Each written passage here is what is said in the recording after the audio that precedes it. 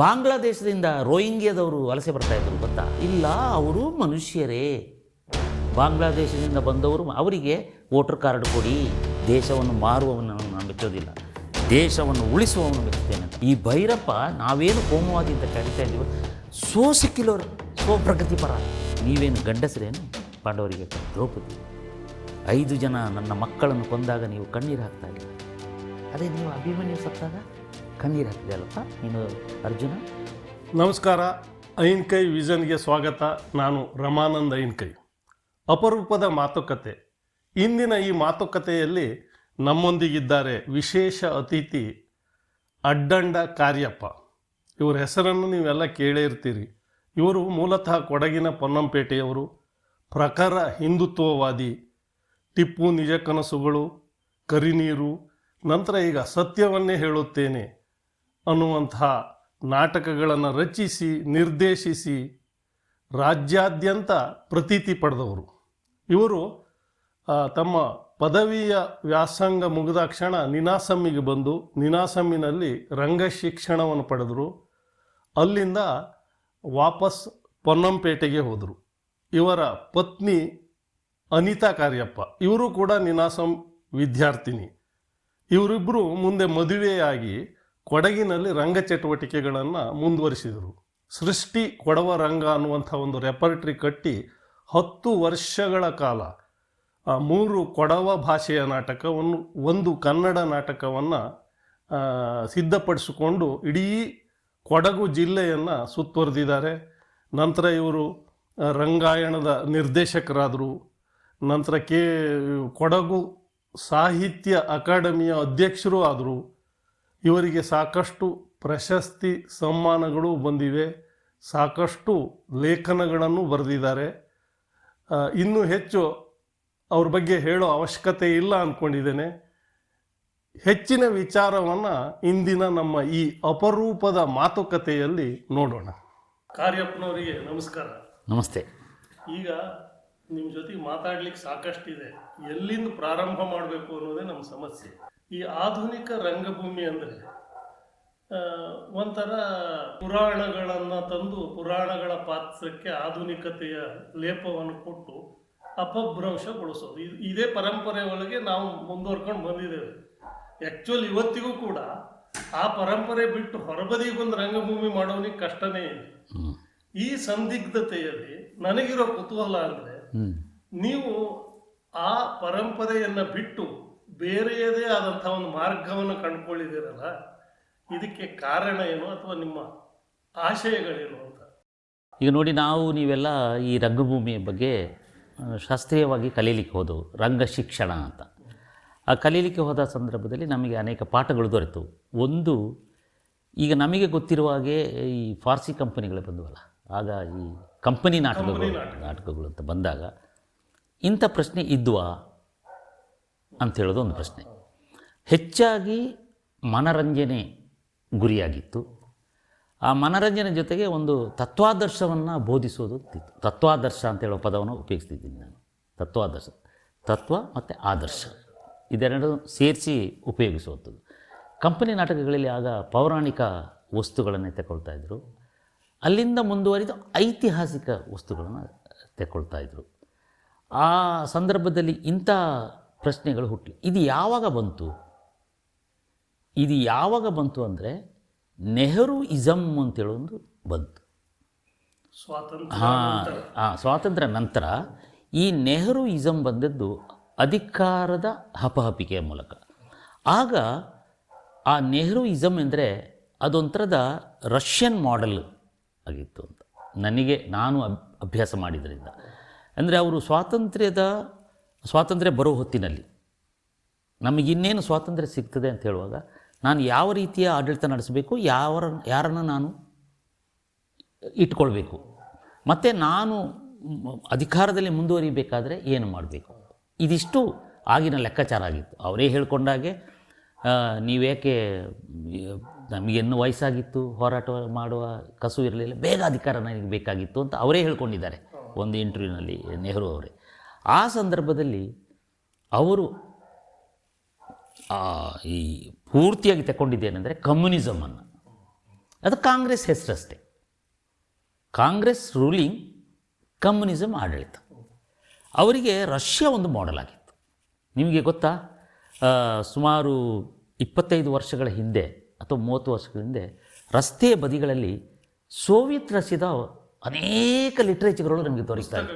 ಪುಸ್ತಕಗಳು ಕಾಸ್ಟ್ಲಿ, ಅದು ಕಾಸ್ಟ್ಲಿ ಪೇಜ್ಗಳು, ಉತ್ತಮ ಗುಣಮಟ್ಟದ ಮುದ್ರಣಗಳು, ಕತೆಗಳು. ಆ ಕತೆಗಳೆಲ್ಲವೂ ರಷ್ಯನ್ ಕತೆಗಳೇ. ಆದರೆ ಅದೆಲ್ಲ ಭಾಳ ಚೀಪಾಗಿ ದೊರೆಯುತ್ತಿದ್ದು. 25 ಪೈಸೆಗೆ, 10 ಪೈಸೆಗೆ, 15 ರಸ್ತೆ ಬದಿಯಲ್ಲಿ ಮಾರಾಟ ಆಗ್ತಿತ್ತು ಅದು. ಮ್ಯಾಕ್ಸಿಮ್ ಗಾರ್ಕಿ ಹಾಗೆ. ಅಂದರೆ ಅದು ಕಣ್ಮರೆ ಆಯಿತು ಬಿಡಿ. ಅದು ಏನು ಅದರ ಉದ್ದೇಶ ಇತ್ತು ಅಂದರೆ ಅದನ್ನು ಪ್ರಚಾರ ಮಾಡಬೇಕಾಗಿತ್ತು, ಕಮ್ಯುನಿಸಮನ್ನು ಪ್ರಚಾರ ಮಾಡಬೇಕು. ಇದು ಯಾವಾಗ ಇವರು ಈ ಕಮ್ಯುನಿಸಮನ್ನು ಪ್ರಚಾರ ಮಾಡಬೇಕು, ಕಮ್ಯುನಿಸಮ್ ರೀತಿಯಲ್ಲಿ ಆಡಳಿತ ನಡೆಸಬೇಕು, ಇದು ಬಂದಾಗ ಈ ಸಾಹಿತ್ಯ ಅದರ ಜೊತೆಯಲ್ಲಿ ಬಂದು ಒಂದು ನಿಮ್ಗೆ ಅನಿಸ್ತದ ಸಾಹಿತ್ಯ ಜೊತೆಯಲ್ಲಿ ಬಂದು ಅಂತ ಅನಿಸ್ತಾ ಇದೆಯಾ? ಬಂದು ಸುಮಾರು 50 ದಶಕದ ನಂತರ ನಾವು ಸಾಹಿತ್ಯವನ್ನು ನೋಡಿದ್ರು ಈ ನವ್ಯ ಚಳವಳಿಗಳ ಜೊತೆಗೇನೆ ಇದು ಕಾಣಿಸ್ತಾ ಬಂತು. ಆಗ ನೋಡಿ, ಈಗ ನೀವು ರಂಗಭೂಮಿಯ ಪ್ರಶ್ನೆ ಕೇಳಿದ್ರಿಂದ ನ್ಯಾಷನಲ್ ಸ್ಕೂಲ್ ಆಫ್ ಡ್ರಾಮಾ ಅಂತ ಹೇಳುವುದನ್ನು ನೆಹರು ಅವರು ಸ್ಥಾಪನೆ ಮಾಡಿದರು. ಅದರ ಅಧ್ಯಕ್ಷರು ಕೂಡ ಅವರೇ ಆಗಿದ್ದರು. ಅಂದರೆ ಈ ಥಿಯೇಟರ್ನ ಮೂಲಕ ಈ ಕಮ್ಯುನಿಸಮನ್ನೇ ಅವರು ಹೇರಬೇಕು ಅಂತ ಹೇಳೋದೇ ಅವರ ಥಾಟ್ ಆಗಿತ್ತು. ಅಲ್ಲಿಂದ ಬಂತು ನೋಡಿ ಈ ಲೆಫ್ಟ್ ಥಿಂಕಿಂಗ್. ಅದರ ಹಿಂದೆ ಇದ್ವಾ ನಮ್ಮ ಈ ಪೌರಾಣಿಕ ನಾಟಕಗಳು ಮಾಡ್ತಾ ಇದ್ವಲ್ಲ, ಗುಬ್ಬಿ ವೀರಣ್ಣನ ನಾಟಕಗಳಲ್ಲಿ ಇದ್ವಾ, ಸದಾಶಿವ ಗರುಡ ಸದಾಶಿವರಾಯರ ಕಾಲದಲ್ಲಿ ಇದ್ವಾ, ಕೆಂಗಲ್ ಇದ್ದಿರಲ್ಲ ನಮ್ಮ ನಾಟಕಕಾರರು, ಅವರೆಲ್ಲ ರಾಷ್ಟ್ರೀಯತೆ ಬಗ್ಗೆ ನಾಟಕ ಮಾಡ್ತಾಯಿದ್ರು. ನನಗೆ ಗೊತ್ತಿರುವ ಹಾಗೆ ಅವರ ಜೀವನ ಚರಿತ್ರೆ ರಾಷ್ಟ್ರೀಯತೆ ಬಗ್ಗೆ ನಾಟಕ. ಯಾವಾಗ ನ್ಯಾಷನಲ್ ಸ್ಕೂಲ್ ಆಫ್ ಡ್ರಾಮಾವನ್ನು ಪ್ರಾರಂಭ ಮಾಡಿದರು, ಅದರ ಡೈರೆಕ್ಟರ್ಗಾಗಿ BV ಕಾರಂತರು ಹೊರತುಪಡಿಸಿ ಮಾತಾಡ್ತೇನೆ. ಅವರೊಬ್ಬರು ಇದಕ್ಕೆ ಅಪವಾದ. ಅವರ ಚಿಂತನೆಗಳು ರಾಷ್ಟ್ರೀಯತೆ ಚಿಂತನೆಗಳಾಗಿದ್ದವು. BV ಕಾರಂತರು ಅವರು ಕಂಪನಿಯಿಂದ ಹೋದ ಕಾರಣಕ್ಕಾಗಿ ಗುಬ್ಬಿ ವೀರಣ್ಣನ ಇನ್ಫ್ಲುಯೆನ್ಸ್ ಅವರ ಮೇಲೆ ದಟ್ಟವಾಗಿ ಮತ್ತು ಆ ಹಿಂದಿಯ ಛಾಯೆ ಇತ್ತಲ್ಲ, ಸ್ಯಾನ್ಸ್ಕ್ರಿಟ್ ಅವರು ಸಿಕ್ಕಾಪಟ್ಟೆ ಆಧುನಿಕ ಅಕಾಡೆಮಿಕ್ ಶಿಕ್ಷಣ ಹೊಂದಿದವರಲ್ಲ. ಹಾಗಾಗಿ ಅವರಿಗೆ ಅವರ ಚಿಂತನೆ ರಾಷ್ಟ್ರೀಯತೆ ಆಗಿತ್ತು. ಅಂದರೆ ಟೋಟಲ್ ಥಿಯೇಟರ್ ಅಂತ ಹೇಳೋದನ್ನು ಅವರು ಮನಗಂತಿದ್ರು. ಅವರು ಹೊರತುಪಡಿಸಿ ಇನ್ನೆಲ್ಲ ಡೈರೆಕ್ಟರ್ಗಳು ಬಂದವರೆಲ್ಲ, ಅನೇಕ ಡೈರೆಕ್ಟರ್ಗಳು ಈ ಲೆಫ್ಟ್ ಚಿಂತನೆಯನ್ನೇ, ಅಲ್ಲಿಂದ ಬಂದ ಎಲ್ಲ ಪ್ರಾಡಕ್ಟ್ಗಳು, ನ್ಯಾಷನಲ್ ಸ್ಕೂಲ್ ಆಫ್ ಡ್ರಾಮಾದಿಂದ ಬಂದಂಥ ಅನೇಕ ನಿರ್ದೇಶಕರುಗಳು, ಅಲ್ಲಿಯ ಸ್ಟೂಡೆಂಟ್ಗಳು, ನಟರು ಎಲ್ಲರೂ ಬಹುತೇಕ 99.9% ಇದು ನಮ್ಮ ರಂಗಭೂಮಿಯ ಮೇಲೆ ದೊಡ್ಡ ಪರಿಣಾಮವನ್ನು ಬೀರಿ ಅದೇ ಆದರ್ಶವಾಗಿ ಹೋದವು. ಈ ತತ್ವಾದರ್ಶ ಅಂತ ಹೇಳೋ ಪದವನ್ನು ಉಪಯೋಗಿಸಿದೆಲ್ಲ ಅದು ಮರೆಯಾಗಿ ಕಮ್ಯುನಿಸಮ್ ಆದರ್ಶವೇ ಆದರ್ಶ. ಅವರು ಹೇಳುವ ರೀತಿಯ ನಾಟಕಗಳು ಎಲ್ಲೋ ಒಂದು ಅವರ ಕತೆಗೆ, ಅದಕ್ಕೆ ಅವರು ಒಂದು ಪದವನ್ನು ಅವರು ಕಾಯಿನ್ ಮಾಡಿದರು, ಇಂಟರ್ಪ್ರಿಟೇಷನ್ ಅಂತ. ಯಾರ್ದೋ ಕತೆ, ಶೇಕ್ಸ್ಪಿಯರ್ನ ಮ್ಯಾಕ್ಬೆತ್ತನ್ನೇ ತಗೊಳ್ತಾರೆ, ಆದರೆ ಅಲ್ಲಿಗೊಂದು ಇಂಟರ್ಪ್ರಿಟೇಷನ್ ಅಂತ ಇಲ್ಲಿ ಕಾಯಿನ್ ಮಾಡ್ತಾರೆ ಅವರು. ಈ ಇಂಟರ್ಪ್ರಿಟೇಷನ್ ಅಂತ ಹೇಳುವ ಈ ಕಾಯಿನ್ನ ಮುಖಾಂತರ ಇಂಟರ್ಪ್ರಿಟೇಷನ್ನೇ ಕಮ್ಯುನಿಸಮ್ ಹೇಳೋದು ಅಂತ ಇನ್ನೇನಿಲ್ಲ, ನಮ್ಮ ಗೂಬೆ ತಲೆಗಳಿಗೆ ಗೊಳ್ದಿಲ್ಲ. ಅದು ಇಂಟರ್ಪ್ರಿಟೇಷನ್ ಮಾಡೋದೇ ಅವರು ಈ ಥರ ಮಾಡೋದಕ್ಕೆ. ಅಲ್ಲಿ ಎಲ್ಲೋ ಶೇಕ್ಸ್ಪಿಯರ್ನ ನಾಟಕವನ್ನು ಮಾಡ್ತಲೇ ಬೇರೆನೋ ಹೇಳೋದು. ಮತ್ತು ಅವರೆಲ್ಲ ಬರ್ತಾ ಏನು ಮಾಡಿದ್ರಂದರೆ, ನಮ್ಮ ಈ ಭಾರತೀಯ ರಂಗಭೂಮಿಯ ಪರಂಪರೆ ಏನಿತ್ತು ಅಥವಾ ಭರತನ ನಾಟ್ಯಶಾಸ್ತ್ರದ ಮೂಲಕ ಏನು ಕಟ್ಟಿಕೊಡಲಾಗಿತ್ತು, ಅದೆಲ್ಲ ಒಂದು ಒಂಥರ ಅನಾಗರಿಕತೆಯ ಅಥವಾ ಒಂದು ಇಂಟೆಲೆಕ್ಚುವಲ್ ಅಲ್ಲ ಅಂತ ಹೇಳು. ಎಲ್ಲಿಯವರೆಗೆ? ಸಂಸ್ಕೃತ ನಾಟಕಗಳವರೆಗೆ, ಕಾಳಿದಾಸನವರೆಗೆ ಯಾವುದೂ ಅಲ್ಲ, ಟ್ರೆಡಿಷನಲ್ ಅಲ್ಲವೇ ಅಲ್ಲ. Tradition form. ಈ ಟ್ರೆಡಿಷನ್ ಅಂತ ಹೇಳುವ ಪದ ಹೇಳಿದ್ರಲ್ಲ, ಟ್ರೆಡಿಷನದೇ ಒಂಥರದ ನಾಗರಿಕತೆಯ ಲಕ್ಷಣ ಅಲ್ಲ, ಇಂಟೆಲೆಕ್ಚುವಲ್ ಅಲ್ಲ ಅಂತ. ಅದಕ್ಕೆ ಸರಿಯಾದ ಪೋಷಾಕಗಳು ಇದು, ಏನೋ ಕುರ್ಚಿಲು ಗಡ್ಡೆ ಇರಬೇಕು, ಇದು ಎಲ್ಲ ರಷ್ಯನ್ ಮಾಡೆಲ್. ಅದೆಲ್ಲ ಹೌದು, ಜುಬ್ಬ ಥರ ಇರಬೇಕು, ಒಂದು ಬ್ಯಾಗ್ ನೇತಾಕಿರಬೇಕು, ಏನೋ ಒಂಥರ ವಿಚಿತ್ರವಾಗಿ ಸ್ನಾನ ಮಾಡದೇ ಇರಬೇಕು, ಸ್ವಲ್ಪ ಸ್ವಲ್ಪ ಕಾಲ ನಾವು ಎಲ್ಲ ಆವೇಶ ಮಾಡ್ಕೊಂಡು ಹಂಗೆ ಕಂಡ್ರೆ ನಾವು ಬುದ್ಧಿಜೀವಿಗಳು ಅಂತ. ಅಲ್ಲಿಂದ ಬುದ್ಧಿಜೀವಿಗಳು ಅಂತ ಹೇಳೋದು ಒಂದು ವರ್ಡ್ ಬಂದುಬಿಡ್ತು ಇದ್ರ ಮಧ್ಯೆ ಅದೆಲ್ಲ ಹೇಗೆ ಒಂದಕ್ಕೊಂದು ಕಾಯಿನ ಆಗ್ತಾ ಹೋಗೋದು.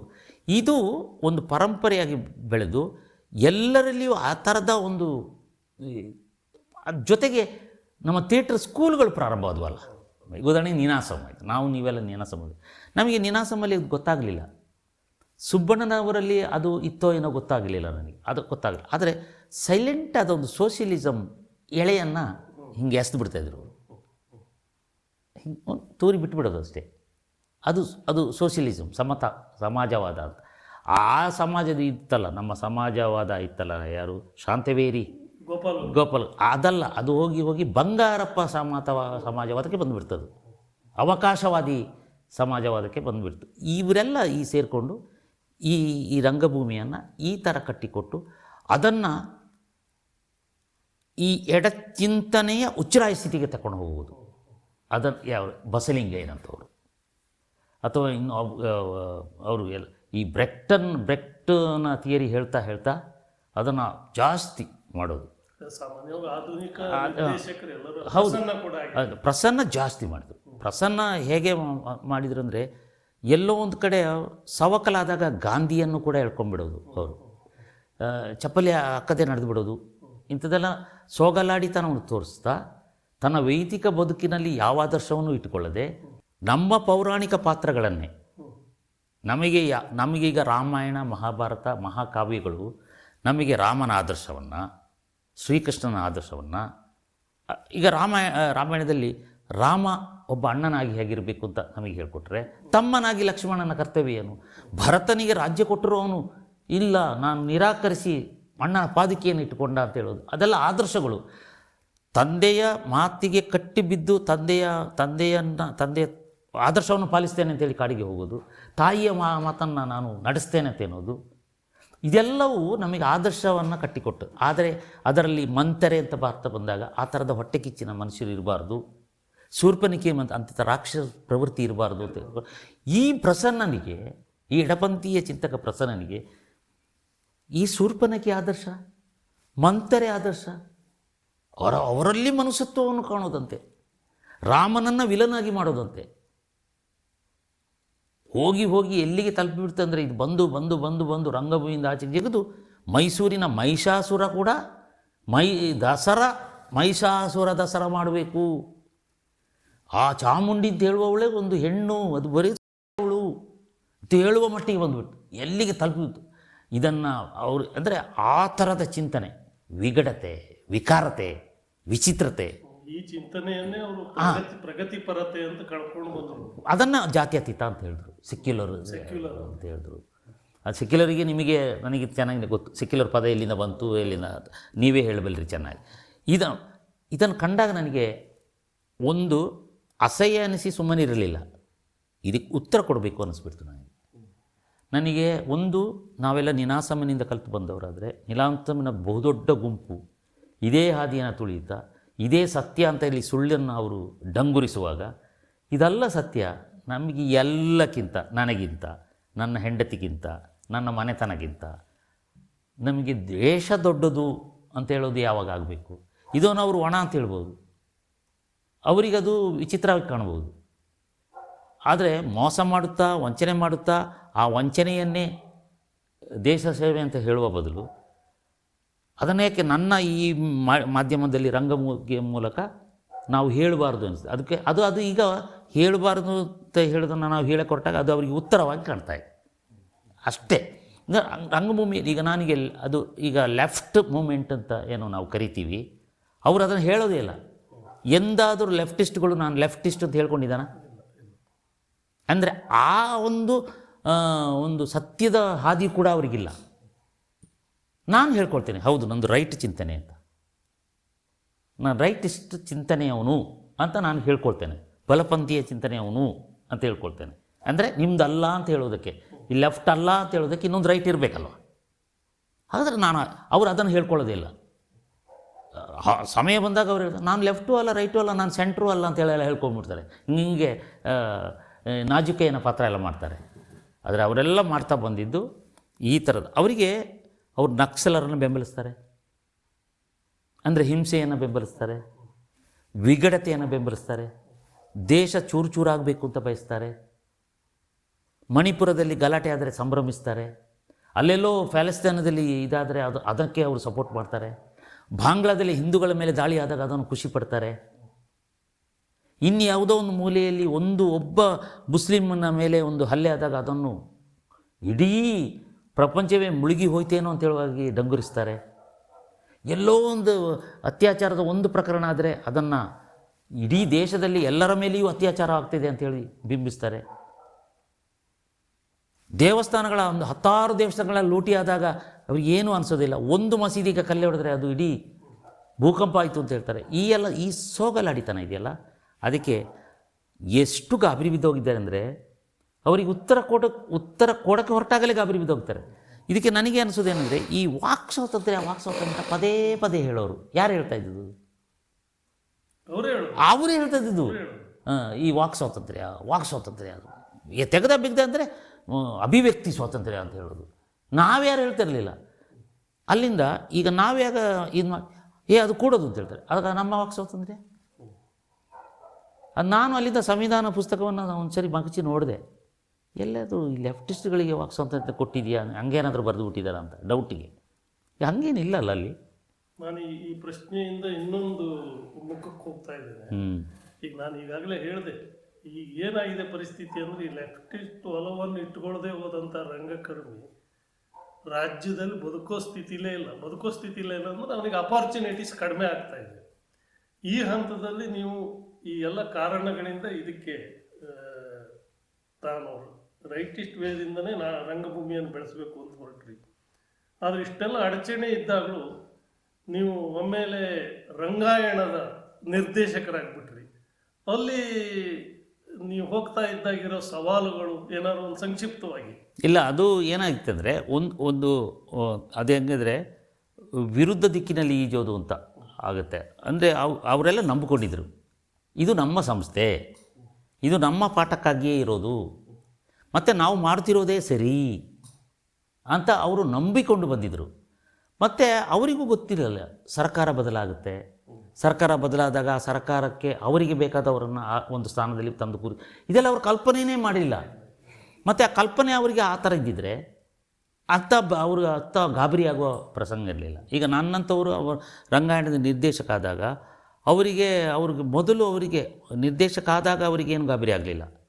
ಯಾಕೆಂದರೆ ಎಲ್ಲೋ ಒಂದು ಕಾಡಿನ ಮೂಲೆಯಿಂದ ಬಂದಿದ್ದಾನೆ, ಇವನೆಲ್ಲ ತಿಂದು ಉಂಡು ಹೋಗ್ತಾನೆ ಅಷ್ಟೇ ಅಂತ ಇದ್ದು. ಯಾವಾಗ ಕಾರ್ಯಕ್ರಮವನ್ನು ಕೊಡಲಿಕ್ಕೆ ಪ್ರಾರಂಭ ಮಾಡಿದೆಯೋ ಆಗ ಗಾಬರಿ ಬಿದ್ದರು. ಇದು ನಮ್ಮ ಕಾರ್ಯಕ್ರಮ ಅಲ್ಲಲ್ಲ, ಇದು ರಷ್ಯಾದ ಮಾಡಲ್ ಅಲ್ಲಲ್ಲ, ಇದು ಯಾವ ದೇಶದ ಮಾಡಲು ಅಂತ ಹುಡುಕಲಿಕ್ಕೆ ಪ್ರಾರಂಭ ಮಾಡಿದರು. ಹುಡುಕ್ತಾ ಅವ್ರಿಗೆ ಇದು ನಮ್ಮ ದೇಶದ್ದೇ ಅವರು ಮಾಡ್ತಾ ಇರೋದು, ನಮ್ಮ ದೇಶದ್ದು ನಾವು ಮಾಡದೇ ಇರುವಾಗ ಇವ್ರು ಯಾಕೆ ಮಾಡ್ತಾರೆ ಅಂತ ಆ ಥರದ ಬಂದಿದ್ದು. ಯಾಕೆಂದರೆ ನಾನು ಹೇಳೋದು ನಮ್ಮ ದೇಶದ್ದು ಮಾಡಬೇಕು ಅಂತ.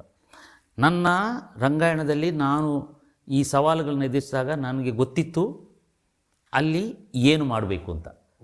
ಮತ್ತು ನಾನು ಆ ಅವಧಿ ಭಾಳ ಕಡಿಮೆ, 3 ವರ್ಷದ ಅವಧಿ ಅಂತ ಹೇಳೋದು ಕಡಿಮೆ ಒಂದು ದೃಷ್ಟಿಯಲ್ಲಿ. ಆ ಅವಧಿಯನ್ನು ಪ್ಲ್ಯಾನ್ ಮಾಡ್ಕೊಂಡು ಬದುಕಿದ್ದೆ ನಾನು. ಯಾಕೆ ಡಾಕ್ಟರ್ ಎಸ್ ಎಲ್ ಭೈರಪ್ಪನಂಥವ್ರನ್ನ 32 ವರ್ಷಗಳ ಕಾಲ ಆ ಜಾಗಕ್ಕೆ ಕಾಲಿಡಲಿಕ್ಕೆ ಬಿಟ್ಟಿಲ್ಲ ಅವರು. ಇಲ್ಲ, ಬಿಟ್ಟಿಲ್ಲ. ಅವರು ಅನಂತಮೂರ್ತಿಯೇ ಬರಬೇಕು, ಗಿರೀಶ್ ಕಾರ್ನಾಡ್ರೇ ಬರಬೇಕು, ನಾಗಭರಣನೇ ಅಲ್ಲಿ ಬರಬೇಕು, ಇನ್ನೆಂಥದ್ದೋ ಅವ್ರದ್ದು ಬರಬೇಕು, ಆ ವರ್ಗದವರೇ ಬರಬೇಕು, ಮರಳು ಸಿದ್ದಪ್ಪನೇ ಬರಬೇಕು, ಅವರೇ ಬರಬೇಕು, ಗೌರಿ ಲಂಕೇಶೇ ಬರಬೇಕು, ಲಂಕೇಶರ ನಾಟಕಗಳೇ ಆಗಬೇಕು, ಬ್ರೆಕ್ಟಿನ ನಾಟಕಗಳೇ ಆಗಬೇಕು, NSTಯಿಂದ ಬಂದವರೇ ಆಗಬೇಕು, ಡೈರೆಕ್ಟ್ ಮಾಡಬೇಕು. ನಿಜವಾದ ಅಜೆಂಡಾ ಅವ್ರದ್ದು. ಈ ಅಜೆಂಡಾ ಇತ್ತು ಅವ್ರದ್ದೇ ಅಜೆಂಡಾ ಆಗಿತ್ತು. ಬಹುರೂಪಿಯಲ್ಲಿ ಉದಾಹರಣೆಗೆ ಒಂದೇ ಒಂದು ವಲಸೆ, ನಮ್ಮ ಬಹುರೂಪಿ ಫೆಸ್ಟಿವಲ್ ಇದೆಯಲ್ಲ, ನ್ಯಾಷನಲ್ ಥಿಯೇಟರ್ ಫೆಸ್ಟಿವಲ್, ಆ ಫೆಸ್ಟಿವಲ್ಗೆ ಒಂದು ಏನೋ ಅದಕ್ಕೆ ಶೀರ್ಷಿಕೆ, ಕಾನ್ಸೆಪ್ಟ್ ಮೇಲೆ ಮಾಡ್ತಾರೆ. ಆ ಕಾನ್ಸೆಪ್ಟ್ ಮೇಲೆ ಒಂದು ಶೀರ್ಷಿಕೆ ಕೊಡ್ತಾರೆ. ಆ ಶೀರ್ಷಿಕೆಯ ಕಾನ್ಸೆಪ್ಟನ್ನು ಹೇಳುತ್ತೆ. ಅವ್ರದ್ದು ಒಂದಿತ್ತು ವಲಸೆ ಅಂತ. ಏನದು? ಬಾಂಗ್ಲಾದೇಶದಿಂದ ರೋಹಿಂಗ್ಯಾದವರು ವಲಸೆ ಬರ್ತಾಯಿದ್ರು, ಗೊತ್ತಾ? ಆ ವಲಸೆ ಬಂದವ್ರನ್ನ ಅವರಿಗೆ ಹೊರಗೆ ಅಟ್ಟಬೇಕು ಅಂತ ಹೇಳುವ ಒಂದು ಸಣ್ಣ ಸ್ವರ ಹೇಳ್ತು. ಸಣ್ಣದಾಗಿದ್ದಿದ್ದು. ಅದರ ವಿರುದ್ಧ ಇವರು ಇಲ್ಲ, ಅವರು ಮನುಷ್ಯರೇ, ಬಾಂಗ್ಲಾದೇಶದಿಂದ ಬಂದವರು, ಅವರಿಗೆ ವೋಟರ್ ಕಾರ್ಡ್ ಕೊಡಿ. ಅಂದ್ರೆ ಇವರು ರಂಗ ಚಟುವಟಿಕೆ ಮಾಡ್ಲಿಕ್ಕೆ ಹೊರಟಿದ್ದಾರೆ ಮತ್ತೆ. ಇಲ್ಲ, ಅವರು ದೇಶವನ್ನು ಛಿದ್ರ ಮಾಡಕ್ಕೆ ಹೊರಟವರು. ಅವರು ಅಂದರೆ ಅದಕ್ಕೆ ಹೇಗೆ ಅಂದರೆ ಹನುಮಂತನೂ ವಲಸೆಗಾರನೇ, ರಾಮನೂ ವಲಸೆಗಾರನೇ, ಇದೆಲ್ಲ ಹೋಗ್ಬಿಟ್ರು ಎಲ್ಲಿಗೆಲ್ಲಿಗೋ ಹೋಗಿ ಜನರ ತಲೆಯನ್ನೆಲ್ಲ ತಿರುಗಿಸಿ ಹೀಗೆ ವಿಚಾರ ಮಂಡನೆ. ಅವರೇ ಈ ಜೀನ್ಸ್ ಪ್ಯಾಂಟನ್ನೆಲ್ಲ ಜಾಸ್ತಿ ಹರ್ಕೊಂಡು ಅದು ಗಾಯ ಮಾಡಿಕೊಂಡು ನಾವೇ ಬುದ್ಧಿಜೀವಿಗಳು, ಇನ್ನೊಬ್ರಿಗೆಲ್ಲ ಬುದ್ಧಿ ಇಲ್ಲ ತೇಳ್ತರದಲ್ಲಿ, ವಲಸೆ ಇನ್ನೇನು ಬಿಡುಗಡೆ, ಈ ಥರ ಶೀರ್ಷಿಕೆಯನ್ನು ಕೊಟ್ಟರು. ನಾನು ಬಂದು ಕೊಟ್ಟಿದ್ದೆ ಯಾವುದು ಗೊತ್ತಾ? ತಾಯಿ ಅಂತ ಕೊಟ್ಟೆ. ಫಸ್ಟ್ ಅವರು ಮಲತಾಯಿಯ ಅಲ್ಲ, ಫಲತಾಯಿ ಇಲ್ಲ, ತಾಯಿ, ನಿನ್ನಮ್ಮನೂ ತಾಯಿ, ನೀರು ತಾಯಿ, ಮಣ್ಣು ತಾಯಿ, ಮರಗಿಡಗಳು ತಾಯಿ, ಈ ದೇಶ ತಾಯಿ, ಭಾರತ ಮಾತೆ ತಾಯಿ, ಭಾರತ ಮಾತೆ. ಇದೇನೇನು ಬಂತಪ್ಪ ಇದೊಂದು ವರ್ಡು ಕೇಳಿಲ್ಲಲ್ಲ ನಾವು, ಈ ಕೆಳಕ್ಕೆ ಬಿಟ್ಟಿಲ್ಲಲ್ಲ. ನಿಮಗೆ ಗೊತ್ತಾ ರಮಾನಂದ್, ಭಾರತ್ ಮಾತಾ ಕಿ ಜೈ ಘೋಷಣೆ 30 ವರ್ಷಗಳಲ್ಲಿ ನಾನು ಬಂದ ಮೇಲೆ ಮೊಳಗಿದ್ದಲ್ಲಿ ರಂಗಾಯಣದಲ್ಲಿ. ಅದುವರೆಗೆ ಭಾರತ್ ಮಾತಾ ಕಿ ಜೈ ಅಂದರೆ ಅದು ಪ್ರಗತಿಪರ ಅಲ್ಲ, ಅದು ಕಮ್ಯುನಲ್ ಧ್ವನಿ. ಭಾರತ್ ಮಾತಾ ಕಿ ಜೈ ಅಂತ ಹೇಳೋರು ಚಡ್ಡಿಗಳು, ಕುಂಕುಮ, ರಿಬ್ಬನ್ ಕಟ್ಕೊಂಡವರು, ಕೈಯಲ್ಲಿ ಶೂಲೆ ಹಿಡ್ಕೊಂಡು ಓಡಾಡುವವರು, ಅವರದ್ದು ಭಾರತ ಮಾತಾ ಕಿ ಜೈ. ಸೆಕ್ಯುಲರ್ ವಾದಿಗಳು ಹಂಗೆಲ್ಲ ಹೇಳ್ಬಾರ್ದು. ಮುಸ್ಲಿಮರಿಗೆ ಬೇಸರ ಆಗೋದಿಲ್ವಾ ಪಾಪ, ಬ್ರದರ್ಸ್ಗಳಲ್ಲ, ಇದು ಅವರ ಸಂಕಟ. ನಾನು ರಂಗಾಯಣ ಸುದ್ದಿ ಯಾಕೆ ಕೇಳಿದೆ ಅಂದರೆ, ನಾನು ಸ್ವಲ್ಪ ಈ ವರ್ತಮಾನವನ್ನು ಇಷ್ಟು ದೂರದಲ್ಲಿದ್ದರೂ ತಗೊಳ್ತಾ ಇರ್ತೇನೆ. ಆ ರಂಗಾಯಣ ಅಂದರೆ ಅದರ ಉದ್ದೇಶ ಏನು ಮಾಡಿದ್ದಾರೆ ಅನ್ನೋದ್ರ ಬಗ್ಗೆ ನನಗೇನು ಬಗೆನೇ ಅರಿಲಿಲ್ಲ. ಜೊತೆಗೆ ನೀವು ಹೋಗಿ ಈಗಾಗಲೇ ಹೇಳಿದಾಗೆ ಭೈರಪ್ಪನವರನ್ನ ಎಷ್ಟೋ 30 ವರ್ಷದ ನಂತರ ಅಲ್ಲಿ ಕರೆಸಿದ್ರಿ. ಹೌದು, ಅವ್ರು ಪರ್ವ ನಾಟಕ ಮಾಡಿಸಿದ್ರಿ. ಆ ಪರ್ವ ನಾಟಕ ಒಂದು 3-4 ಶೋ ಮಾತ್ರ ಈ ರಂಗಾಯಣದಲ್ಲಿ ಏನು ಈ ಬೀಡು ಕಲಾವಿದರು ಇದಾರಲ್ಲ ಅವರು ಮಾಡಿದ್ರು. ನಂತರ ಅವರೇನೋ ತೊಂದರೆ ಕೊಟ್ಟರು, ಹಾಗಾಗಿ ನೀವು ಹೊಸ ಕಲಾವಿದರನ್ನು ತಗೊಂಡು ಮಾಡಿದ್ದೀರಿ ಅಂದ್ರೆ ಆ ಕಥೆ ಏನಂದರೆ, ನಾನು ಅಲ್ಲಿ ಹೋದಾಗ ನನಗೆ ನಮಗೂ ಮಹತ್ವಾಕಾಂಕ್ಷೆ ಇತ್ತು. ಅದಕ್ಕಿಂತ ಮೊದಲು ಮಲೆಗಳಲ್ಲಿ ಮದುಮಗಳನ್ನು ಬಸಲಿಂಗೇಶ್ವರ ಮಾಡಿಸಿದ್ದು, ಅದು ಒಂದು ಹೆಜ್ಜೆ, ಅದು ಹೆಜ್ಜೆ ಗುರುತದು. ಕುವೆಂಪುರಂಥ ಮಹಾನ್ ನಮ್ಮ ಒಂದು ಕಾದಂಬರಿಕಾರನ್ನು ಮಲೆಗಳಲ್ಲಿ ಮದುಮಗಳು ಕಾದಂಬರಿ, ಅದನ್ನು ಅವರು ಅಷ್ಟು ಚೆಂದಾಗಿ ಕಟ್ಟಿಕೊಟ್ಟಿದ್ದರು. ಅವರು ಅದಕ್ಕೆ ಅಷ್ಟೇ ಸಮರ್ಥವಾಗಿ ಆ ರಂಗಾಯಣದ ಕಲಾವಿದರು ಇದ್ರಲ್ಲ ಅವರು ಅದನ್ನು ಮಾಡಿದರು. ಯಾಕಂದರೆ ಭಾಳ ಎಕ್ಸ್ಪೀರಿಯನ್ಸ್, 32 ವರ್ಷಗಳ ಎಕ್ಸ್ಪೀರಿಯನ್ಸ್ ಇರುವ ಕಲಾವಿದರು. ಇಂಥದ್ದೇ ಒಂದು ಮಾಡಬೇಕು ಅಂತ ನನಗೆ ಆದಾಗ ನನಗೆ ನೆನಪು ಬಂದದೇ ಭೈರಪ್ಪನವರು. ನನಗೆ 2 ಹೆಸರುಗಳು ನಾನು ರಂಗಭೂಮಿ ಅಲ್ಲಿ ಆ ರಂಗಾಯಣಕ್ಕೆ ಕಾಲಿಟ್ಟಾಗ ನೆನಪಲ್ಲಿ ಕಾಡಿತ್ತು. ಒಂದು ಡಾಕ್ಟರ್ ಎಸ್ ಎಲ್ ಭೈರಪ್ಪ, ಒಂದು ಡಾಕ್ಟರ್ ಬಿ ವಿ ಕಾರಂತ. ಈ 2 ವ್ಯಕ್ತಿಗಳನ್ನೇ ಇಟ್ಟುಕೊಂಡು ನಾನು ಈ ರಂಗಕ್ರಿಯೆಯನ್ನು ಬೆಳಗಬೇಕು ಅಂತ, ಒಂದು ಅವರ ಹೆಜ್ಜೆಯಲ್ಲೇ ತುಳಿಬೇಕು ಅಂತ. ಬಿ ವಿ ಕಾರಂತರು ಯಾರಿದ್ದರು? ಬಿ ವಿ ಕಾರಂತರ ಪರಮ ದೋಸ್ತ್ ಡಾಕ್ಟರ್ ಎಸ್ ಎಲ್ ಭೈರಪ್ಪ ಆಗಿದ್ದರು. ಬಿ ವಿ ಕಾರಂತರು ರಂಗಾಯಣವನ್ನು ಪ್ರಾರಂಭ ಮಾಡಿದಾಗ ಆರಂಭದ ದಿನಗಳಲ್ಲಿ ಅವರ ಜೊತೆಗಿದ್ದವರು ಡಾಕ್ಟರ್ ಎಸ್ ಎಲ್ ಭೈರಪ್ಪ. ಯಾಕಂದರೆ ಅವರ ವಂಶವೃಕ್ಷವನ್ನು ಇದೇ ಬಿ ವಿ ಕಾರಂತರು ಸಿನಿಮಾ ಮಾಡಿದರು, ಗಿರೀಶ್ ಕಾರ್ನಾಡರ ಜೊತೆ ಸೇರಿ. ತಬ್ಬಲಿಯು ನೀನಾದೆ ಮಗನೆ ಅದನ್ನು ಮಾಡಿದರು. ಹೀಗಾಗಿ ಅವರ ಒಂದು ಕಾದಂಬರಿಯನ್ನು ಮಾಡಬೇಕು ಅಂತ ನನಗಿತ್ತು. ಅದು ಪರ್ವ ಅಂತ ಹೇಳೋದು ನನಗೆ ತಲೆಯಲ್ಲಿ ಅಷ್ಟಿರಲಿಲ್ಲ. ಭೈರಪ್ಪನವರ ಒಂದು ಕಾದಂಬರಿಯನ್ನು ಒಂದು ನಾಟಕವಾಗಿ ಮಾಡಬೇಕು ಅಂತ ಚರ್ಚೆ ಆದಾಗ ಭೈರಪ್ಪನವರ ಹೆಸರನ್ನು ನಾನು ಅಲ್ಲಿಟ್ಟಾಗಲೇ ವಿರೋಧ ಬಂದುಬಿಡ್ತು ನಮ್ಮ ಹಿರಿಯ ಕಲಾವಿದರು. ಯಾಕೆಂದರೆ ಅವರು 32 ವರ್ಷ ಆ ಮನುಷ್ಯ ಅಲ್ಲಿ ಕಾಲಿಡದಾಗೆ ನೋಡಿಕೊಂಡು ಬಂದ ಪುಣ್ಯ ಕೆಲಸವನ್ನು ಅವರು ಮಾಡಿದರು, ವ್ಯವಸ್ಥಿತವಾಗಿ ಮಾಡಿದರು. ಈ ಕಟ್ಟಿಮನಿ ಅಲ್ಲಿದ್ದಂಥ ಅನೇಕರು ಇಂಥವರೆಲ್ಲ ಅಂಥ ಪುಣ್ಯದ ಕೆಲಸವನ್ನು ಮಾಡ್ತಾ ಬಂದಿದ್ದರು. ಆ ಭೈರಪ್ಪನಂಥ ಒಬ್ಬ ಕೋಮುವಾದಿಯನ್ನು ಅಲ್ಲಿಗೆ ಬಿಡಬಾರ್ದು, ಇನ್ನೆಲ್ಲರೂ ಸೆಕ್ಯುಲರ್ ವಾದಿಗಳು ಮಾತ್ರ ಅಲ್ಲಿ ಬರಬೇಕು. ಇವರು ಅಲ್ಲಿ ಕಟ್ಟಿಮನಿ ಸೆಕ್ಯುಲರ್ ಅಲ್ವ, ಭಯಂಕರ ಸೆಕ್ಯುಲರ್ ಅವರು. ಆಗ ಅವರ ಕಾದಂಬರಿ ಪರ್ವನೇ ಯಾಕೆ ಮಾಡಬಾರ್ದು ಅಂತ ಯಾರೋ ಒಬ್ಬರು ಒಂದು ಸಲಹೆಯನ್ನು ಕೊಟ್ಟರು. ಯಾಕೆಂದರೆ ಅದೊಂದು ಪರ್ವ ಮಾಡೋದ್ರಿಂದ ಎರಡು ಹೆಲ್ಪ್ ಆಗುತ್ತೆ ಅಂತ ಹೇಳಿದ್ರು ಅವರು ನನಗೆ. ಒಂದು, ಮಹಾಭಾರತದ ಕತೆ ಈ ನಾವು ಸಾಧಾರಣವಾಗಿ ಭೈರಪ್ಪನವರ ಯಾವುದೋ ಒಂದು ಕಾದಂಬರಿ ಮಾಡಿದರೆ ಆ ಕಥೆ ಅವ್ರಿಗೆ ಗೊತ್ತಿರೋದಿಲ್ಲ. ಇಲ್ಲಿ ಕಥೆ ಜನಕ್ಕೆ ಗೊತ್ತಿದೆ, ಮಹಾಭಾರತ ಗೊತ್ತಿಲ್ಲದವರು ಯಾರು? ಆಗ ಅವರಿಗೆ ಆ ಗ್ರಹಿಕೆ ಸುಲಭ ಆಗುತ್ತೆ ಅಲ್ವಾ ಅಂತ ಒಂದು. ಇನ್ನೊಂದು ಅದು ಈಗ 47-48 ವರ್ಷ ಆಗೋಯ್ತು, 50 ವರ್ಷ ಆಗ್ತಾವಂತ ಪರ್ವ ಕಾದಂಬರಿಗೆ. ಅಷ್ಟು ವರ್ಷ ಆಯ್ತು ಈಗ. ನಾನು ಮಾಡಿದಾಗ 43 ವರ್ಷ ಆಗಿತ್ತು. 43 ವರ್ಷ ಹಿಂದಿನ ಕಾದಂಬರಿಯನ್ನು ತಗೊಂಡಾಗ ಅದು ಹೇಗೆ ಅದನ್ನು ರಂಗಪಠ್ಯವನ್ನಾಗಿ ಮಾಡಬೇಕು, ಸಮರ್ಥರು ಬೇಕು. ಅಫ್ಕೋರ್ಸ್ ಈ ಸೀನಿಯರ್ ಕಲಾವಿದರಿದ್ದರು, ಸಮರ್ಥವಾಗಿ ಅದನ್ನು ಅಭಿನಯಿಸಬಲ್ಲರು ಅಂತ ಹೇಳಿದಾಗ ನಾವು ಅವರ ಮನೆಗೆ ಹೋಗಿ ಅವರನ್ನು ಮನವೊಲಿಸಿದ್ವಿ. ಅದು ಕಷ್ಟದ ಕೆಲಸ ಆಗಿತ್ತು ಭೈರಪ್ಪನವರು. ಅವರು ಅಲ್ಲ ರಂಗಾಯಣಕ್ಕೆ ಅಂದಾಗ ಅವರು ನಮ್ಮನ್ನ ಅಲ್ಲಿಗೆ ಒಳಗೆ ಬಿಟ್ಕೊಳ್ತಾರಾ ಅಂತ ಕೇಳಿದರು ಅವರು. ಅಲ್ಲಿಗೆ ನನಗೆ ಬರಲಿಕ್ಕೆ ಅವಕಾಶ ಇದೆಯಾ ಅಂತ ಹಾಗೆ ಕೇಳಿದರು ಅವರು. ಪ್ರಕಾಶ್ ಬೆಳವಾಡಿ ಮತ್ತು ನಾನು ಎಲ್ಲ ಹೋಗಿ ಅವರನ್ನು ಮಾತಾಡಿಸಿದಾಗ ಅವರು ಕೊಟ್ಟರು. ಆ ಕಾದಂಬರಿಯನ್ನು ಇವ್ರ ಕೈಲೇ ಅವ್ರು ಮಾಡಿಸಿದರು.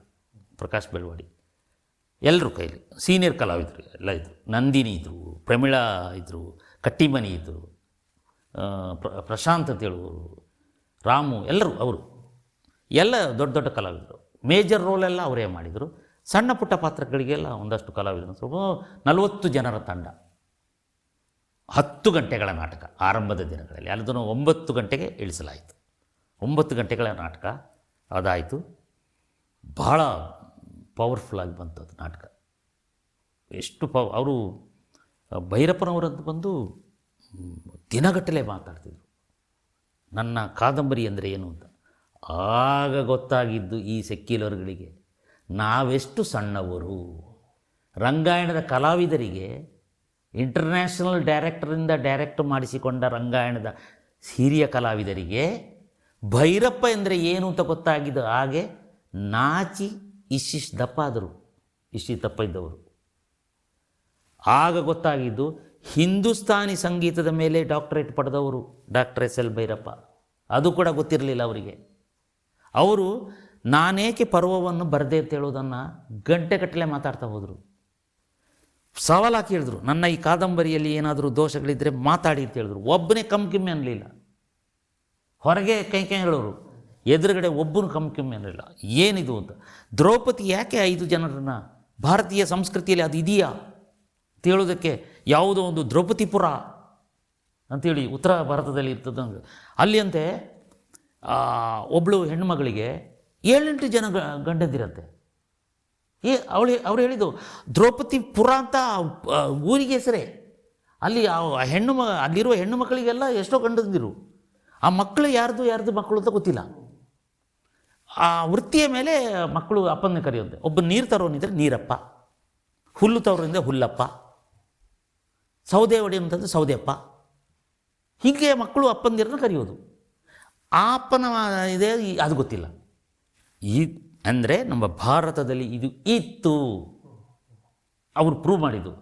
ಜೊತೆಗೆ ಅವರು ಏನು ಹೇಳಿದರು, ಇದು ಪುರಾಣ ಅಲ್ಲ, ಇದು ಚರಿತ್ರೆ ಅಂತ ಹೇಳಿದರು. ಮೊದಲ ಬಾರಿಗೆ ಪರ್ವ ಚರಿತ್ರೆಯ ಕಾದಂಬರಿ ಅಂತ ಅವರು ಹೇಳಿದ್ದು. ನಾವು ಪುರಾಣದ ಕಾದಂಬರಿ ಅಂತ ಹೇಳ್ತೀವಿ.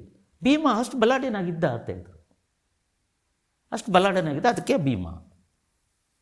ಅದರಲ್ಲಿ ಅವರ ನರೇಷನ್ನು ಅದು ಜನರಿಗೆ ಇಷ್ಟ ಆಯಿತು. ಸೊ ಇವರು ಹೇಳುವ ಮೋಸ್ಟ್ ಸೆಕ್ಯುಲರ್ ಡ್ರಾಮಾ ಅದು. ಹೆಣ್ಣಿನ ಧ್ವನಿ ಅದರಲ್ಲಿತ್ತು. ಆ ದ್ರೌಪದಿ ಮಾತಾಡು ಗಂಡಂದಿರನ್ನ ನಿವಾರಿಸಿಬಿಡ್ತಾಳೆ.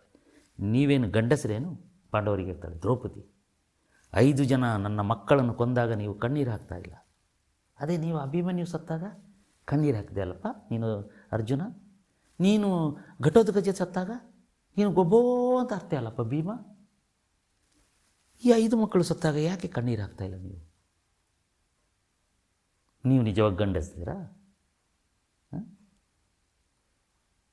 ಎಲ್ಲಿ ಹೋಗಿತ್ತು ನಿಮ್ಮ ಈ ಬಬ್ರುವನ ಚಿತ್ರದಲ್ಲಿ ಅಪ್ಪ ಮಗನ ಸಂಭಾಷಣೆ? ಆ ಥರ ಕೇಳ್ತಾಳೆ ಅವಳು.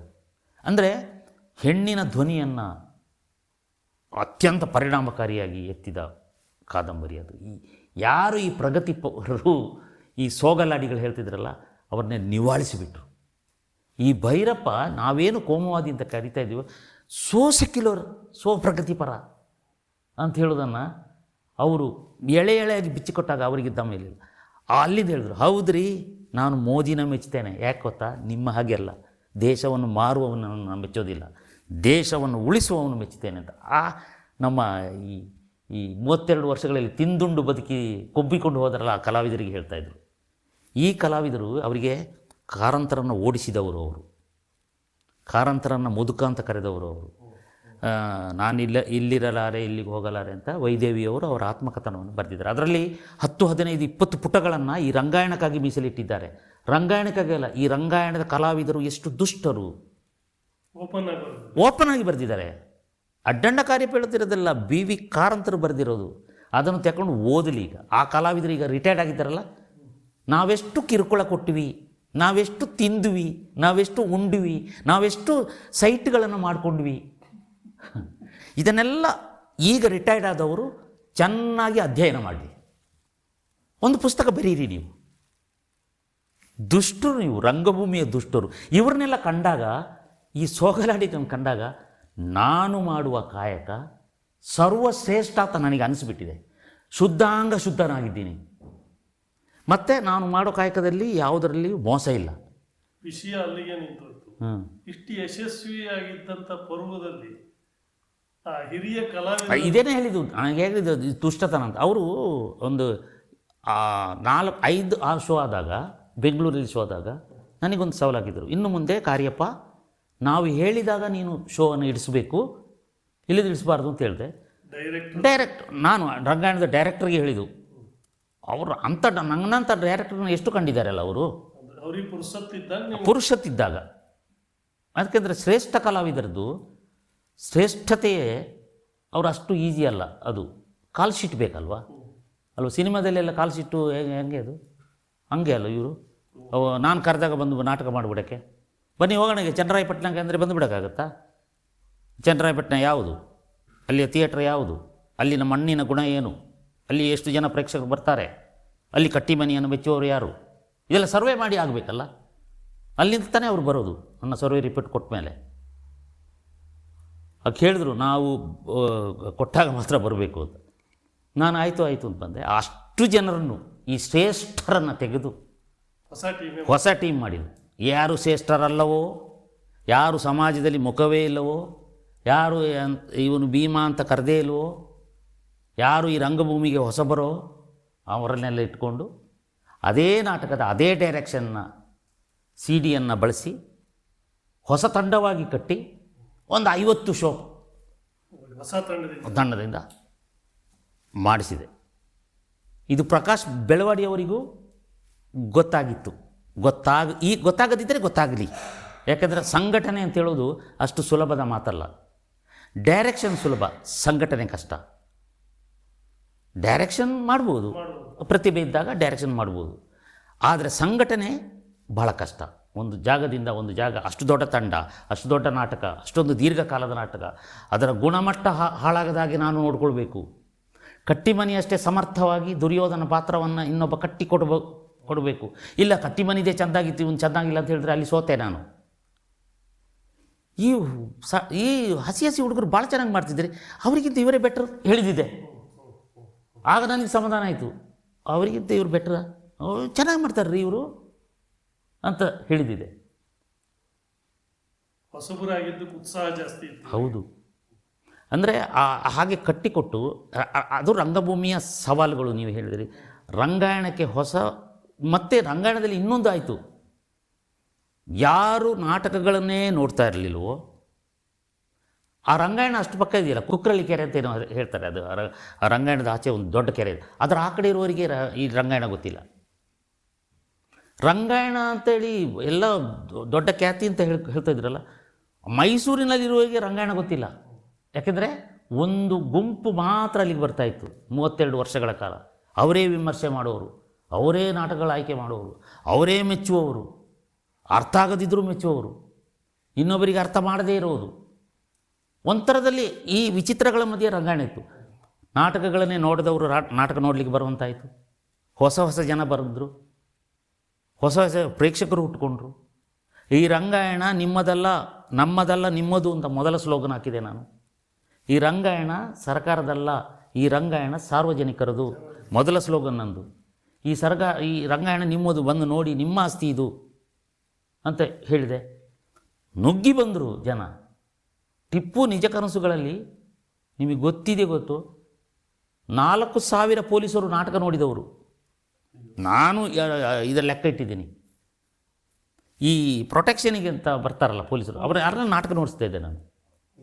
ಎಕ್ಸ್ಟ್ರಾ ಕುರ್ಚಿಯಲ್ಲಿ ಇಟ್ಬಿಟ್ಟು ನೋಡಿ ನೀವು ನಾಟಕ ನೋಡಿ. ಎಷ್ಟು ಜನ ಬರ್ತಿದ್ರು ಅಲ್ಲಿ ಒಂದು 250 ಸೀಟ್ ಇದ್ದರೆ 500 ಜನ ಪೊಲೀಸರು ಇರ್ತಿದ್ರು.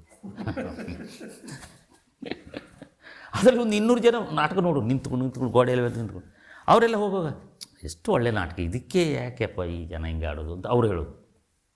ನಾವೇನು ಕರೆದಿಲ್ಲ, ಅಂದರೆ ಪೊಲೀಸರ ಪ್ರೊಟೆಕ್ಷನ್ ಅದೇನೆಲ್ಲೋ ಇರ್ತಾಯಿದ್ರು. ಅದಕ್ಕಾಗಿ ಅಂದರೆ ನಾನು ರಂಗಾಯಣಕ್ಕೆ ಹೋದಾಗ 12 ಲಕ್ಷ ರೂಪಾಯಿ ಇತ್ತು. ನಾನು 3 ವರ್ಷದ ನಂತರ 3.5 ವರ್ಷದ ನಂತರ ರಾಜೀನಾಮೆ ಕೊಟ್ಟು ಬಂದಾಗ, ಸರ್ಕಾರ ಬದಲಾದಾಗ ರಾಜೀನಾಮೆ ಕೊಟ್ಟೆ ನಾನು. ಅಲ್ಲಿರಬಾರ್ದಲ್ಲ, ನೈತಿಕತೆ ಅಲ್ವ ಅದು. ನನ್ನನ್ನು ನೇಮಿಸಿದ ಸರ್ಕಾರ ಬಿದ್ದು ಹೋದಾಗ ನಾನು ಅಲ್ಲಿದ್ದರೂ ನನ್ನ ವಜಾ ಮಾಡ್ತಾರೆ, ನಾನು ಬಿಡೋದೇ ಒಳ್ಳೆಯದು. 4.25 ಕೋಟಿ ರೂಪಾಯಿ ಇತ್ತು.